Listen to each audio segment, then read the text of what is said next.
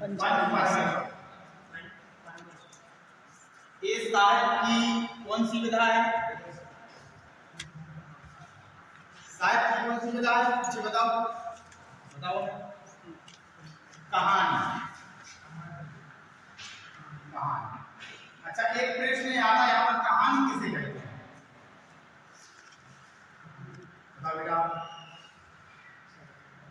कहानी किसे कहते हैं? कहानी एक साहित्य विधा है जिसमें किसी घटना एवं समस्या का क्रमबद्ध वर्णन किया जाता है। किसी घटना का एवं समस्या का क्रमबद्ध वर्णन किया जाता है।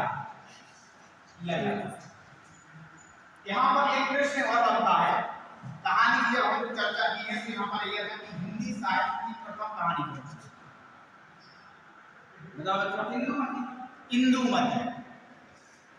इंदुमती। अच्छा, इंदुमती के राइटर कौन है, लेखक कौन है? किशोरीलाल गोस्वामी।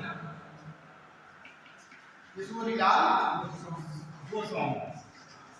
एक प्रश्न यहाँ पर बनता है कि ये जो इंदुमती है कौन से सन में प्रकाशित हुई? 1900 ईस्वी। 1900 ईस्वी। किस पत्रिका के माध्यम से? सरस्वती पत्रिका। सरस्वती पत्रिका। सरस्वती पत्रिका में इस कहानी को सबसे पहले प्रकाशित किया गया था। यहाँ पर एक और बात है कि जो पंचपर्मेश्वर कहानी है ये भी सरस्वती पत्रिका में ही प्रकाशित होती है। हाँ, एक कौन से सन में होती है? ये 1916 की कहानी है पंचपर्मेश्वर। कहीं कहीं इसको 15 दिया गया है। अच्छा, प्रथम कहानी के रूप में जैसे कि इंदुमती का चरित्र है, ऐसे ही इसी के समानांतर एक और कहानी चलती है, एक टोकरी भर मिट्टी, माधव राय श्री, जो कि आई तो 1901 में थी, लेकिन उसको भी कुछ कहानीकारों ने, इतिहासकारों ने प्रथम कहानी का नाम दर्ज किया।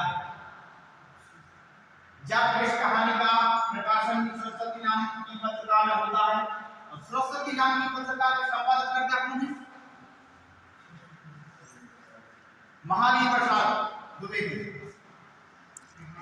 महावीर प्रसाद द्विवेदी सरस्वती पत्रिका के संपादक करता है, जो 1900 से लेके 1921 तक साहित्य से संभालते हैं और उसको भाषा को लेके काफी ज्यादा प्रभावशील रहते हैं। इस कहानी का पंचपर्मेश्वर नामक कहानी का जो मूल नाम है वो पंचपर्मेश्वर नहीं है। इसका मूल नाम क्या है? मूल नाम पंचपर्मेश्वर कहानी का मूल नाम क्या है? जब प्रेमचंद ने इस कहानी को लिखा था उस समय इसका नाम दिया था पंचायत। पंचायत। लेकिन महावीर प्रसाद द्विवेदी ने जब इस कहानी को सरस्वती पत्रिका में प्रकाशित करवाया था तो उसका नाम बदल के पंचपर्मेश्वर करवा दिया था। तब से इसका नाम पंचपर्मेश्वर है। अच्छा, इस कहानी में है क्या? कोई पढ़ा है कहानी? ये कहानी कक्षा 5 की है और BA में लगी हुई है, फिर भी आप लोगों को ध्यान दें। ये कहानी बचपन के दो घनिष्ठ मित्रों की है, जिनमें एक मित्र का नाम है अलगू चौधरी और दूसरे मित्र का नाम है, क्या नाम है दूसरे मित्र का? शेख है कौन? जुम्मन शेख।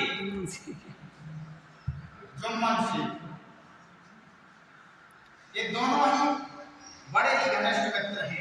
जब कभी जुम्मन हज करने के लिए जाते हैं तो अपने घर की तमाम जिम्मेवारी अलगू चौधरी के लिए सौंप जाते हैं, और जब कभी अलगू चौधरी अपने घर से बाहर जाते हैं तो अपने घर की तमाम जिम्मेवारी जुम्मन शेख को दी जाती है।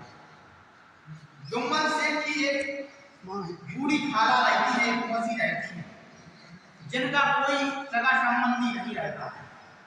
तो ये किनके पास रहते हैं? जुम्मन शेख के पास रहती है। जुम्मन शेख के पास रखवा देती हैं। जुम्मन शेख को अपनी जो भी धन दौलत रहती है दे देती हैं कि हमारे बूढ़े के आसरा रहेंगे, अब हम बूढ़े हो गए, कहाँ इस जायदाद को ले जाएंगे, कम से कम देख रेख करने वाला तो कोई हो। तो अपनी तमाम जायदाद को जुम्मन शेख को लिख देती है। जब तक अपनी जायदाद को, तमाम धन दौलत को जुम्मन शेख को नहीं लिखती है, तब तक जुम्मन शेख को इनकी पत्नी करीमा, इनकी जुम्मन शेख की पत्नी का क्या नाम है? करीमा। तो ये दोनों बड़े ही मियां मेहरारू बड़े ही अच्छी तरीके से खाला की सेवा करते हैं, विभिन्न प्रकार के पकवान खाने को देते हैं। त्योहार पर, तीज त्योहार पर साड़ी एवं फल मिठाई खाला को दी जाती है।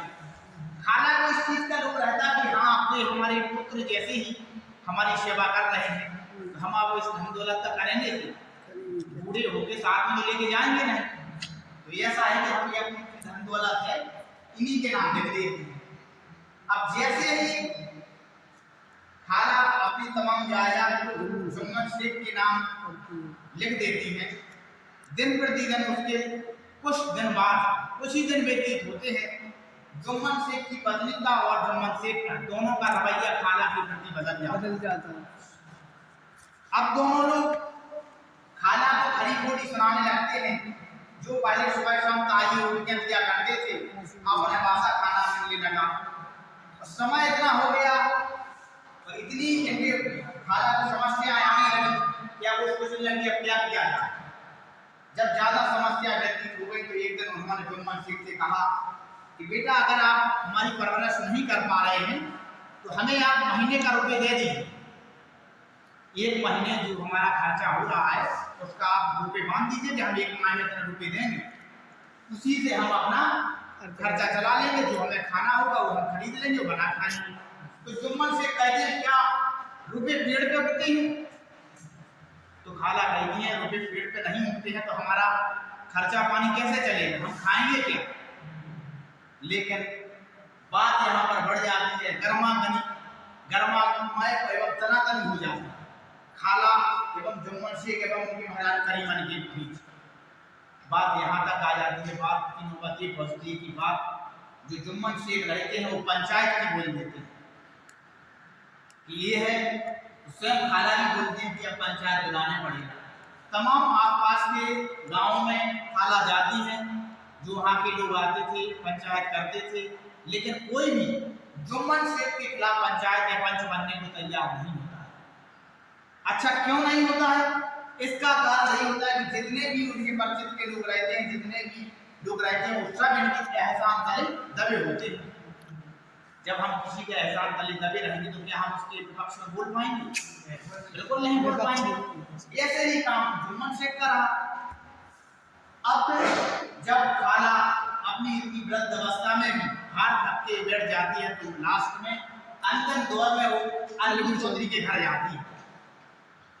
खाला बड़ी अच्छे तरीके से जानती है कि अलवी चौधरी जुम्मन शेख के घनिष्ठ मित्र हैं, फिर भी वो इनके पास जाती है। अलवी चौधरी द्वारा कहा भी जाता है क्या हम ही हैं, और अगर हम पंचायत में आ भी जाएंगे तो जुम्मन शेख हमारे मित्र हैं, हम उनके विपक्ष में कैसे बोल जाए, नहीं बोल पाएंगे। लेकिन जाते जाते खाला एक बात कह जाती है, क्या बेटा मित्रता के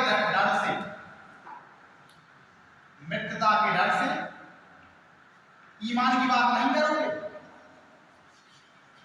ईमान की बात नहीं करोगे? वो कहते हैं कि जो सत्य है या जो न्याय संगत बात है, मित्रता बिगड़ रही है, तो क्या आप उस न्याय संगत बात की बात नहीं करोगे? ये बात अलवी चौधरी को लग जाती है। रात भर वो सोचते रहते हैं और सुबह संध्या के समय जब पंचायत पेड़ के नीचे बैठाई जाती है, तमाम आजू बाजू के लोग वहां पहुंच गए होते हैं, वहीं पर जुम्मन शेख भी पहुंच जाते हैं, अलगा चौधरी और खाला। जुम्मन शेख जब अलवी चौधरी को देखते हैं तो प्रसन्न होते हैं। वो प्रसन्न इसलिए होते हैं कि तो हमारे मित्र हैं, आखिर हमारे विपक्ष में थोड़ी बोले, हमारे इतने घनिष्ठ मित्र हैं कि हम हर चीज एक दूसरे से साझा करते हैं, एक दूसरे से जुड़े हुए हैं, भला ये हमारे पक्ष में कैसे बोलेंगे। लेकिन न्याय की उस गद्दी पर जो बैठता है उसको अपनी जिम्मेवारी का एहसास होता है। जब खाला द्वारा जुम्मन शेख द्वारा कहा गया खाला से कि आप पंच चुन लीजिए, तो पंच रामदीन मिश्र को चुन लेती है। अब रामदीन मिश्र जो है वो जुम्मन शेख के अपोजिट है, जुम्मन शेख के विरोधी है। तब यहाँ पर जुम्मन शेख खाला पे गुस्सा होता है, तनतनी हो जाती है कि आखिर उन्हें ही क्या वो लोग चुन लीजिए। तब फिर खाला अलगू चौधरी को पंच नियुक्त करती है। दोनों लोगों की बीच की बातों को अलगू चौधरी बड़े ध्यान से सुनते हैं और बाद में जब उनके द्वारा निर्णय दिया जाता है तो खाला के पक्ष में जाता है और कहा जाता है कि अलगू चौधरी को कहा जाता है कि जुम्मन शेख खाला के लिए एक माह का या जो हर माह जितने भी रुपए का वो परवरिश रखा गया है वो देना पड़ेगा। अगर वो एक माह का परवरिश नहीं देते हैं तो इन्होंने जो जमीन जायदाद इनके नाम लिखी है वो वापस करनी पड़ेगी। इस बात को जुम्मन शेख के लिए मानना पड़ा और वहीं से अलगू चौधरी और जुम्मन शेख के बीच में जो मित्रता रहती है वो दुश्मनी में बदल जाती है। हाँ, लेकिन कहते हैं कि समय बदलते समय नहीं लगता है। एक प्रकरण जैसा जुम्मन शेख और खाला के बीच में होता है ऐसे ही अब अलगू चौधरी के बीच में भी हो जाता है। अलगू चौधरी बाहर से दो बैलों की अच्छी जोड़ी लाते हैं। बैल ऐसे कि आजू बाजू के लोग उनको देखने के लिए उनके घर आए, लेकिन कुछ दिन बाद एक बैल मर जाता है। भला एक बैल का अलगू चौधरी करेंगे? खेती बाड़ी हो सकती है? कभी नहीं हो सकती है। तब फिर बहुत सोच विचारने के बाद अलगू चौधरी एवं चौधराइन ने सोचा कि इस बैल को बेच देते हैं और ये बैल जो साहू रहते हैं उन्हें बेचा जाता है। इसमें एक पात्र साहू का है, संजू साहू। संजू साहू को बैल खरीद लेती हैं और एक माह में उसके रुपए देने का वादा किया जाता है। लेकिन बैल को नया पाके संजू बड़े खुश होते हैं कि अच्छा बैल है और उससे दिन रात उसी कार्य में लगाए रहते हैं। कहाँ जाने की सोच रहे हैं? खड़े रहो, पहले जाना है। कहाँ लिए आए थे? कम से कम आध घंटा, शाम के 5 बजे तक बैठते हो, पूरा आध घंटा नहीं हुआ, जाना है। जाओ देख लो, हिंदी नहीं है, फिर काहे लिए बैठे?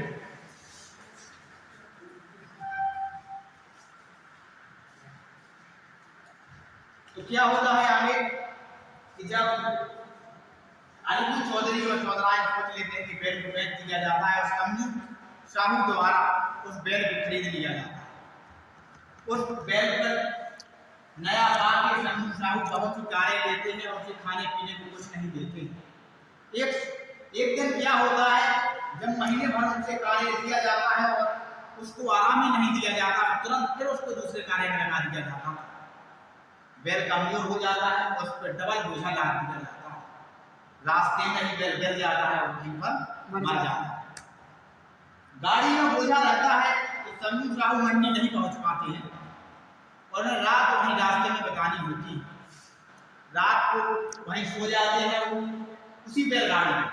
तो कुछ चोर रहते हैं और उनकी पोटली से रोटियां खींच ले जाते हैं।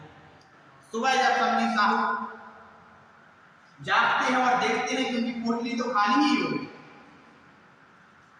तब फिर वो सोचते हैं कि क्या किया जाए। इधर उधर देखते हैं, कोई दिखाई नहीं देता है और शाम को जब घर पहुंचते हैं तो पूरी वृतांत को अपनी पत्नी को सुनाते हैं। जो साहूआइन रहती हैं उन्हें पूरी वृतांत सुनाते हैं। साहूआइन चौधरी को, अलगू चौधरी को गाली गलौज देती हैं, बुरा भला कहती हैं कि मरा हुआ बैल दिया है कि देखो रास्ते में नहीं पहुंच पाए, हमारी चोरी हो गई, हमारा तो सब कुछ लुट गया। अब यहाँ पर अलगू चौधरी के घर पर सोच रहे हैं कि समय काफी हो गया है, हमें अब साहू के घर पर जाना चाहिए और अपना जो बैल का रुपया है वो लेना चाहिए। लेकिन जब जैसे ही चौधरी संदीप साहू के घर पहुंचते हैं तो पहले से ही भरे बैठे थे। वहां से संगवाई ने एवं साहू दोनों ने भी अलगू चौधरी को रुपया देने की बजाय उल्टा भरा बोला कि तुमने ऐसा बैन दिया कि हमारा जो बोझा है वो मंडी तक नहीं पहुंच पाया और हम लूट लिए गए, हमारा तो सब कुछ लुट गया। अब कुछ नहीं कुछ यहाँ पर काम नहीं बचता है। जब इनके पास कुछ उपाय नहीं बचा तो ये सीधा चले आते हैं और यहाँ पर अगल बगल के लोग इकट्ठा हो जाते हैं तो कहते हैं कि जब ऐसी बात है तो पंचायत बुला ली जाए। पंचायत बुला ली जाती है और साहू अच्छी तरीके से जानते हैं कि जो जुम्मन शेख और अलगू चौधरी के बीच का विवाद है तो हमें पंच जुम्मन शेख को ही चुनना चाहिए। जब रामदीन मिश्र अलगू चौधरी के समर्थक रहते हैं, इनके मित्र रहते हैं, वो अलगू चौधरी जब पूछते हैं कि आप बताइए कि पंच किसे नियुक्त किया जाए, तब वो कहते हैं जिसको साहू बोल लें वहीं पंच रहेंगे। साहू तो ये सोच ही रहे थे कि हमसे बोल लें, वो बड़े खुश होते हैं और तुरंत ही जुम्मन शेख को पंच नियुक्त कर देते हैं। उन्हें ये लगता है कि इन दोनों के बीच जो खटास है इसका हमें कुछ न कुछ फायदा मिल जाए। लेकिन जैसे ही जुम्मन शेख को पंच नियुक्त किया जाता है और उन दोनों तरफ की बातों को सुना जाता है तो जुम्मन शेख को भी एहसास होता है कि इस गद्दी की कुछ गर्मा होती है, जिम्मेवारी होती है। जो इस गद्दी पर निर्णय सुनाता है उससे उसके अंदर पंच परमेश्वर का विश्वास रहता है। और जब पंचायत द्वारा इस निर्णय को सुनाया तय लोगों को साहू द्वारा अलगू चौधरी को दिया जाता है। वो बोलते हैं कि जिस समय आपने बैन लिया था क्या उस समय बैन को कोई बीमारी थी, क्या बैन चल नहीं पा रहा था या किसी भी अन्य बीमारी से ग्रसित था, कमजोर था? अगर नहीं था, अगर उसी समय रुपए ले लिए जाते तो क्या आज स्थिति बनती? बिल्कुल ना बनती। तब इन बातों को नजर करते हुए बाद में साहू द्वारा अलगू चौधरी को रुपए दे दिया गया। जैसे ही अलगू चौधरी ने जुम्मन शेख ने अलगू चौधरी के पक्ष में निर्णय सुनाया, समस्त पंचायत जय जयकार करने लगी और पंच परमेश्वर की जय बोलने लगी। उधर अलगू चौधरी और जुम्मन शेख दोनों गले मिलते हैं और रोने लगते हैं। उनके मित्रता के बीच जो खटास थी, कड़वाहट थी, इस पंचायत से दूर हो जाती है और उन दोनों को एहसास होता है कि जो बात या सिक्के को खोटा करने से खोटा नहीं होगा या खरा बोलने से खरा नहीं होगा, जो जैसा होगा वैसा ही रहेगा। अगर हम बुरे को भला कहेंगे तो भला नहीं हो जाए। इसी प्रकार उन्होंने दोनों को इस बात की समझ ली कि जो इस न्याय की गद्दी पर बैठता है उसकी एक गरिमा होती है, उसकी एक जिम्मेवारी होती है और उसके अंदर पंच परमेश्वर का वास होता है।